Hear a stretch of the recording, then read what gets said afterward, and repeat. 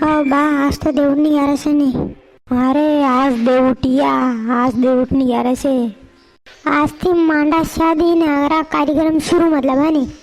जदी कही आज देवटिया मांडा शादी ने मानता न हानता न जतरा भी कार्यक्रम अगरा शुरू किया ना. હવે તો આપણે હણી સોટા નાના કો માંડો है भाई ये 2 महीने खेड़े अनको मतलब जिमना चालू हो मतलब है नी पटकारा उड़ाऊंगा भाई गुलाब जामुन ने ये बात की दिन थने चाहिए बात गुलाब जामुन ने पूरिया ने हुड़िया ने चक्की ने कोबरा पाक ने ठंड में पटकारा उड़ी दूंगा शेव ने हेव ने बिल्कुल डाटी ने खाऊंगा बिल्कुल मज़ा हो जाएगा ठंड में.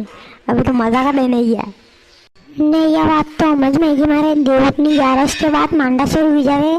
पर ये देवउठनी 11 क्यों मनावे बाया? देवउठनी 11 के बाद मांडा आने वाले शुरू हो जावे. कहाँ गई देवउठनी 11 पर भगवान श्री कृष्ण को मांडा भी होता जो बचे जो शुभ कार्य भी होते जो सब मना देवउठनी 11 के बाद मांडा करवा लगा. वाह यार ना अपने मणि ताकि नाना को मांडो को दी. अरे बारे रे महीना 1.5 महीना गेड़े